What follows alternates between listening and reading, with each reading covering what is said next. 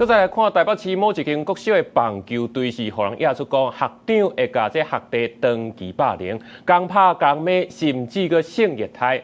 家长是指控教练明知影有霸凌，却无处理。教育嘛表示讲，4月初对完成调查，涉嫌虐待学长，以上少年法庭来处理。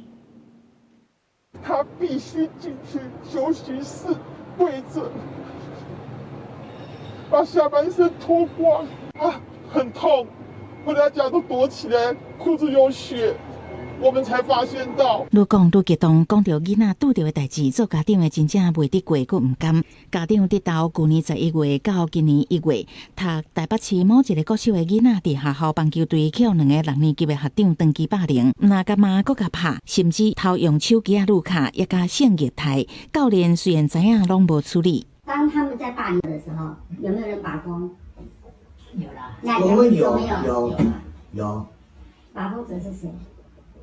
就6年级的小朋友。另外，互家属感觉不安的是，那其中一个施暴者的家长无回失的，就连学校讲未过聘用这个教练，所人发现伊甲24，伊也搁伫学校教册。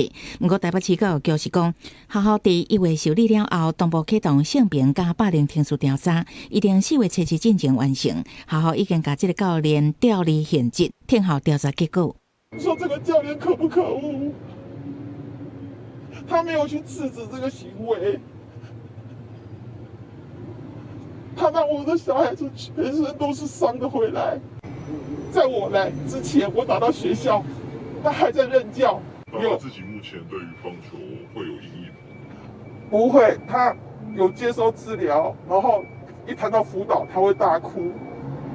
他会说：“是不是又要我讲以前的事？”家属表示，已经甲囡仔紧急转下，搁一直接受辅导。不过嘛，讲球队的囡仔内底至少有5个人受害。台北市警局妇幼警察队表示，已经依照少年事件处理法，也甲刑法的妨害性自主等罪嫌，甲棒球队的学长移送台北地方法院少年法庭审理。记者采访报道。